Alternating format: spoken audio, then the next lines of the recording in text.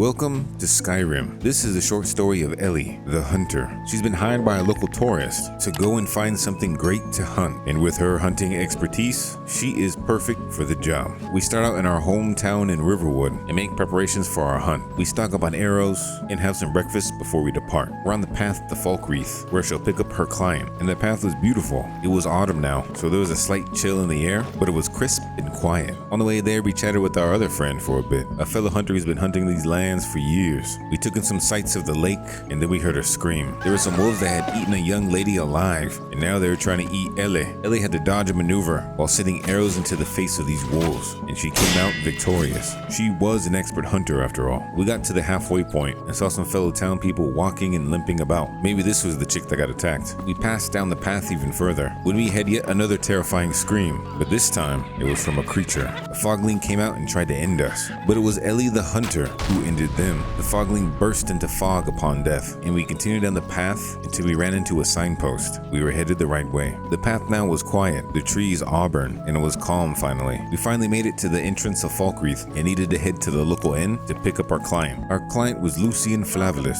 We had lunch together and discussed the price, and Lucy actually paid us a handsome amount of gold. We had to make sure this hunting trip was the best yet, so we took Lucy and we headed back to Riverwood. It was getting late, so we needed to rest for the night. The next day was going to be a long one, so we got some well-needed sleep and rose early the next day to head straight into the wilds. We crossed the bridge of Riverwood and shortly after ran into a two-pack of wolves. Surprisingly, Lucy was adept in ice magic. Why do you need us to hunt? Looked like he got it on his own. We continued winding down the path with Whiterun in our sights and a bunch of companions fighting a giant. Didn't look like they needed our help, but Ayala sure didn't like that. No thanks to you.